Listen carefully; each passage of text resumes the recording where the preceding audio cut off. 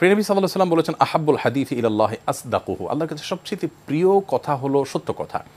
এবং তিনি বলেছেন মানুষ যখন সত্য কথা বলতে থাকে সব ক্ষেত্রে সত্যবাদিতা এবং সততার চর্চা করতে থাকে, আল্লাহ তাআলার কাছে সত্যবাদীদের একটা তালিকা থাকে, যে সিদ্দিকীদের তালিকা, সেই তালিকার মধ্যে আল্লাহর নাম, ওই ব্যক্তির নাম আল্লাহ তাআলা তুলে নেন।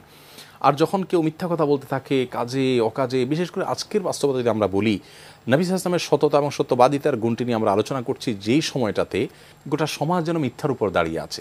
কে কাকে ঠকাবে, অসত্য কথা বলে প্রতারিত করবে, অসততা করবে, প্রকৃত অবস্থাকে লুকাবে, চাতুর্য করবে, প্রকৃত অবস্থাকে লুকাবে, দোকানদার কাস্টমারের সাথে, কাস্টমার দোকানদারের সাথে, নেতারা প্রজাদের সাথে, প্রজারা নেতাদের সাথে, মানে প্রত্যেকটা মানুষ যেন পরস্পরের সাথে প্রতারণার, মিথ্যার যেন একটা ভয়াবহ প্রতিযোগিতা আমরা আজকাল লিপ্ত।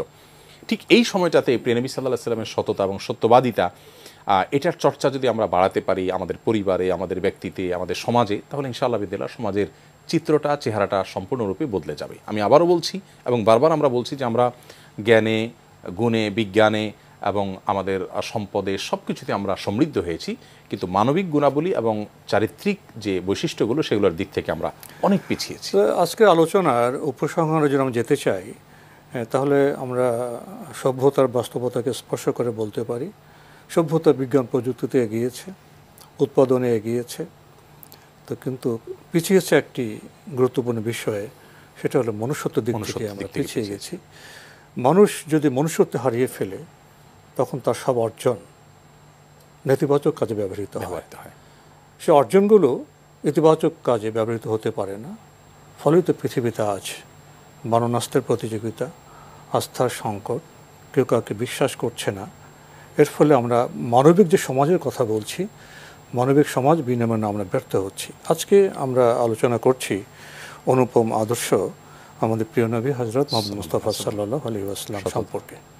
আমরা চেতনাগত দিক থেকে, দার্শনিক দিক থেকে তার মর্যাদা এবং তাকে উপলব্ধির চেষ্টা করেছি, এবং ইতিহাসের যে উদাহরণ, তার আলোকে তিনি যে সৎ ছিলেন, সত্যবাদী ছিলেন, তা আমরা উপলব্ধির চেষ্টা করেছি।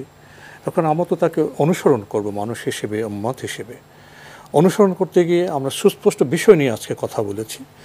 আমাদের আজকের সুস্পষ্ট বিষয় ছিল সততা, সত্যবাদিতা। সততা এবং সত্যবাদিতার ভিত্তি ছাড়া কি গৃহ টিকবে, পরিবার টিকে, সমাজ টিকে, রাষ্ট্র টিকে, বৈশ্বিক পরিমণ্ডলের যে আমাদের জাতিসংঘ, সেটা তো টিকছে না। তাহলে শুধু নবী সাল্লাল্লাহু আলাইহি ওয়াসাল্লামকে ভক্তি শ্রদ্ধা করে থেমে গেলে চলবে না, তাকে জানতে হবে জ্ঞানের মাধ্যমে তার আদর্শ কী ছিল, গুণাবলী কী ছিল। আজকে আমরা সততা নিয়ে স্পষ্ট কথা জানতে পেরেছি। তো এখন এই যে সততা বা সত্যবাদিতার গুণ, সেটা আমাদের পরিবারে চর্চা কতটা গুরুত্বপূর্ণ, সমাজে, রাষ্ট্রীয় পর্যায়ে এবং বৈশ্বিক পরিমণ্ডলে কতটা গুরুত্বপূর্ণ, যদি আপনি 1 মিনিটে বলতেন। আমাদের সন্তানরা যদি অনেক শিক্ষিত হয়, অনেক সম্পদশালী হয়, আমাদের সন্তানরা যদি অনেক জ্ঞানী গুণী হয়, কিন্তু তারা যদি অমানুষ হয়, মা বাবার প্রতি তাদের দায়িত্বশীলতার কথা, তাদের সততা না থাকে, সত্যবাদিতা না থাকে, এই সন্তান অনেক জ্ঞানী, অনেক গুণী হওয়া সত্ত্বেও কিন্তু এই সন্তান আমার চক্ষু শীতলকারী সন্তান কখনোই হবে না, কারণ তার মধ্যে মনুষ্যত্বের অভাব থাকবে, ঘাটতি থাকবে। এর বিপরীতে কোনো সন্তানের মধ্যে যদি জ্ঞানে, গুণে, সম্পদে, অন্যান্য ক্ষেত্রে ত্রুটি ঘাটতিও থাকে, কিন্তু সন্তান হিসাবে বাবা মার প্রতি কর্তব্য পরায়ণ হয়, দায়িত্বশীল হয়, মনুষ্যত্ববোধ যদি থাকে, তাহলে সেক্ষেত্রে সেই সন্তান কিন্তু আমাদের কাছে অনেক বেশি কাঙ্ক্ষিত এবং উপভোগ্য হবে।